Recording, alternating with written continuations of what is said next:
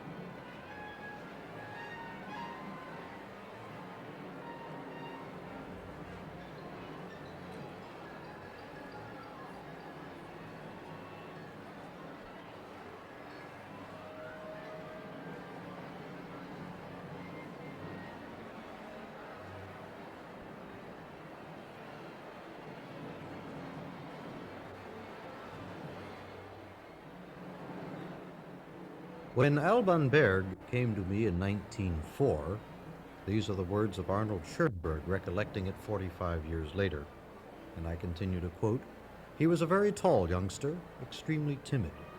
But when I saw the compositions he showed me, songs in a style between Hugo Wolf and Brahms, I recognized at once that he had real talent.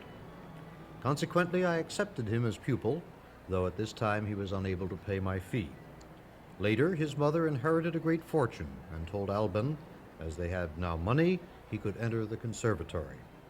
I was told that Alban was so upset by this assumption that he started weeping and could not stop weeping before his mother had allowed him to continue with me. He was always faithful to me and has remained so during all of his short life. Berg, this timid man, was a strong character who was faithful to his ideas, just as he was faithful to me when he was almost forced to discontinue studying with me." So wrote Arnold Schoenberg, the first and strongest influence upon the music of Alban Berg. Berg first heard of Schoenberg through a newspaper advertisement. His formal studies with the older composer lasted from 1904 to 1912, and even after he was no longer a pupil, he often turned to Schoenberg for advice. Under this formidable taskmaster, Berg mastered the new idiom that Schoenberg had evolved as an antidote to post-Wagnerian Romanticism, and which he called his, and I quote, "method of composing with 12 tones which are related only with one another." Using this austere and difficult technique, Berg in 1914 began writing a three-movement work for orchestra. He intended it to honor Schoenberg's 40th birthday, which fell upon September 13 of that year. 5 days prior to his birthday, he sent Schoenberg 2 movements and an apology. He had not gotten the round dance to his satisfaction. The middle movement was not completed until the summer of 1915. It, with its first movement, the prelude, were first played in Berlin on the 5th of June, 1923, under the direction of Berg's fellow pupil, Anton Webern. The 2 movements from the 3 orchestra pieces, Opus 6, which we will hear, are entitled first Preludium, the second movement Reigen, round dances.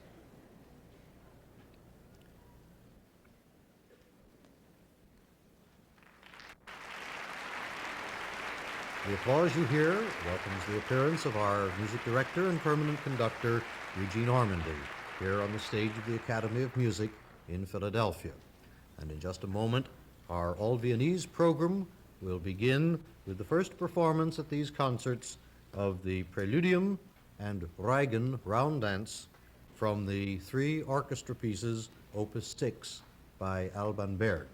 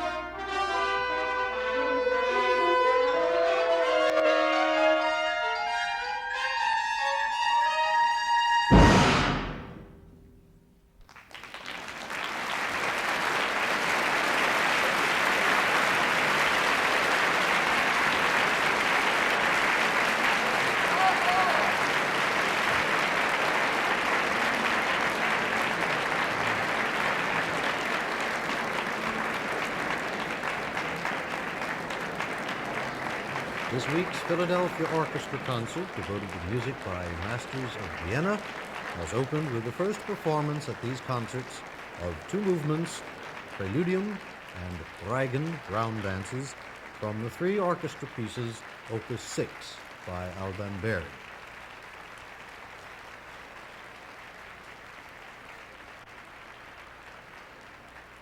When Mozart returned to Salzburg in 1779, he began one of his most productive periods. Besides much choral music for the church services in the cathedral in Salzburg, he also composed two symphonies, the Concerto for Two Pianos, the Posthorn Serenade, and the work which we are about to hear, the Sinfonia Concertante for violin and viola. It is not known where the first performance of the Sinfonia Concertante took place, or whether Mozart, an excellent violist, played one of the solo parts. The work is scored for oboes, horns, and strings, all that the Salzburg Orchestra had. "Oh, if we had only clarinets too," Mozart wrote to his father shortly before his return to Salzburg. And he continued, "You can't imagine the glorious effect of a symphony with flutes, oboes, and clarinets." Nevertheless, Mozart made most effective use of what was at hand. The Sinfonia Concertante in E-flat is written in three movements. The first marked Allegro Maestoso, the second Andante, and the concluding rondo marked Presto.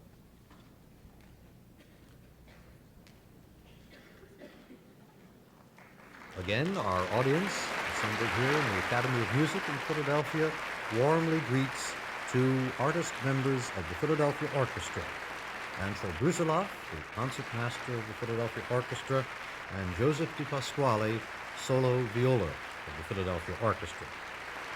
Followed by Eugene Ormandy, and in just a moment we will hear a performance of the Sinfonia Concertante in E-flat major for violin, viola, and orchestra, Kershaw Listing 364 by Mozart.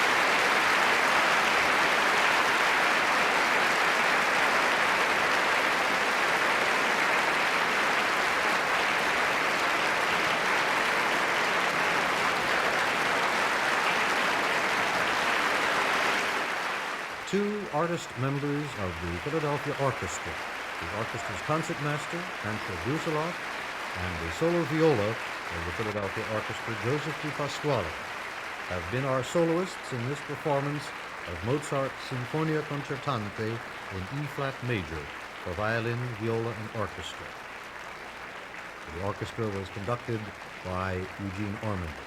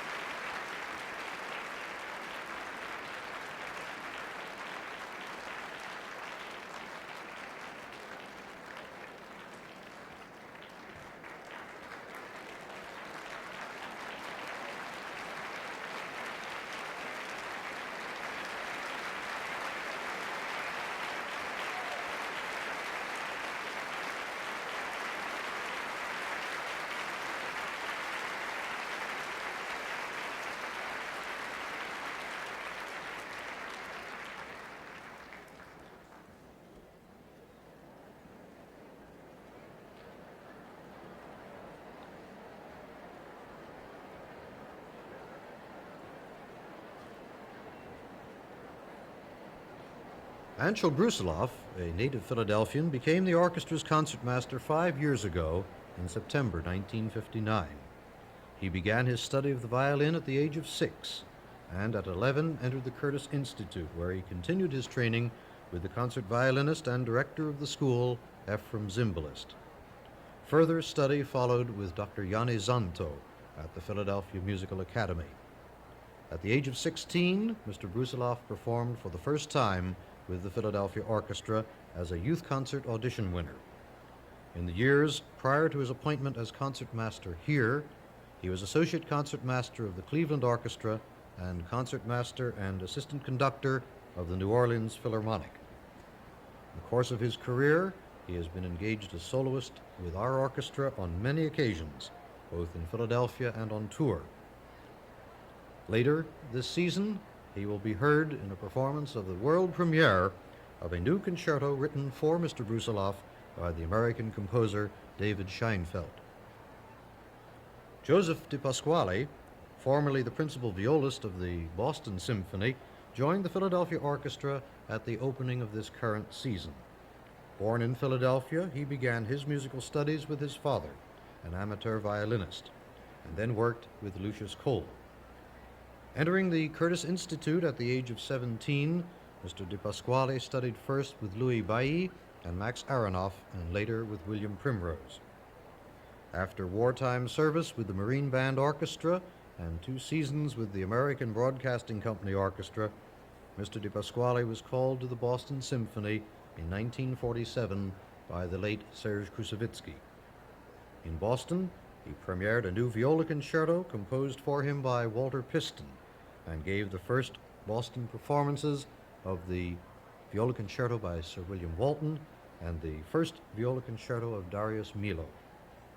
Later in this season, he will be heard by you and our audiences here in the Academy of Music as soloist in Hector Berlioz's symphony Harold in Italy.